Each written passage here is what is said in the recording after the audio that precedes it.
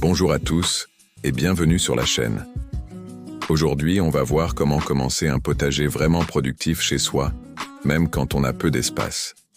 C'est une question que beaucoup de personnes se posent, parce qu'on a souvent l'impression qu'il faut un grand jardin pour produire quelque chose d'utile.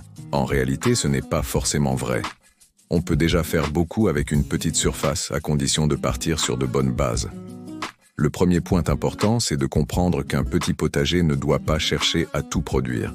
C'est l'erreur classique. On veut mettre un peu de tout, tester trop de plantes à la fois, et au final, on se retrouve avec un espace mal organisé. Quand on débute, le plus intelligent, c'est de viser la simplicité et la régularité plutôt que la quantité de variété.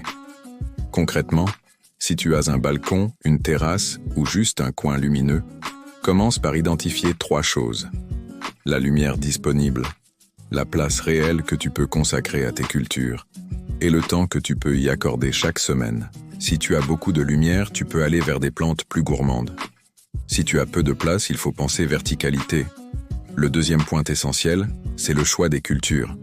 Pour produire rapidement et garder ta motivation, commence avec des plantes utiles. Les salades, certaines aromatiques, les épinards, les radis, la ciboulette, le basilic ou encore la menthe sont de très bons points de départ. Pourquoi ? Parce qu'elles demandent relativement peu d'espace, elles donnent vite un retour visible, et surtout, tu peux les utiliser au quotidien. C'est très important psychologiquement, parce qu'on passe vite de l'idée du jardinage à une vraie logique d'autonomie, même partielle. Ensuite, il faut parler du contenant. Beaucoup de personnes sous-estiment complètement ce point. Elles prennent de jolis pots, mais trop petits. Le problème, c'est qu'un contenant trop réduit limite le développement racinaire, assèche le substrat trop vite et oblige à surveiller sans arrêt. Si ton objectif est de produire de façon stable, il faut donner à la plante un espace cohérent avec ses besoins. Un bon contenant avec un drainage correct et un volume suffisant simplifie énormément la culture. Autre élément clé, le substrat. Un potager productif ne repose pas seulement sur la variété choisie ou sur l'arrosage. Il repose aussi sur ce qui se passe autour des racines. Si ton substrat retient trop l'eau, les racines souffrent.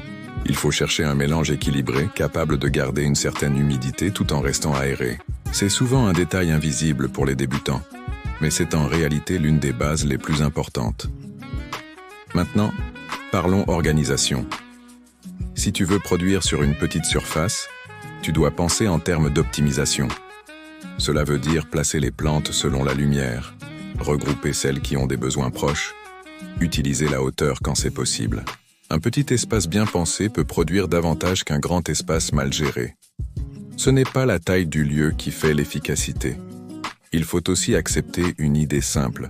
Commencer petit, ce n'est pas commencer mal. Au contraire, si tu démarres avec 2 ou 3 cultures bien suivies, tu apprends plus vite, tu comprends mieux l'arrosage et l'exposition. Beaucoup de gens échouent parce qu'ils veulent immédiatement un potager complet.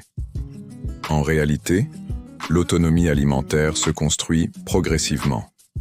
Demande-toi, qu'est-ce que j'utilise vraiment dans ma cuisine chaque semaine ? Si tu consommes souvent du basilic, de la menthe, de la salade ou de la ciboulette, ce sont déjà d'excellentes cultures à mettre en place. Le bon potager, ce n'est pas celui qui est beau sur le papier, c'est celui que tu intègres dans ton quotidien. Même un petit balcon peut devenir un lieu de production utile, d'apprentissage et de satisfaction personnelle. Donc, pour résumer, choisis peu de cultures utiles, utilise des contenants adaptés, soigne ton substrat, observe la lumière et organise l'espace. Dis-moi en commentaire quel est ton espace actuel, balcon, terrasse ou petit jardin.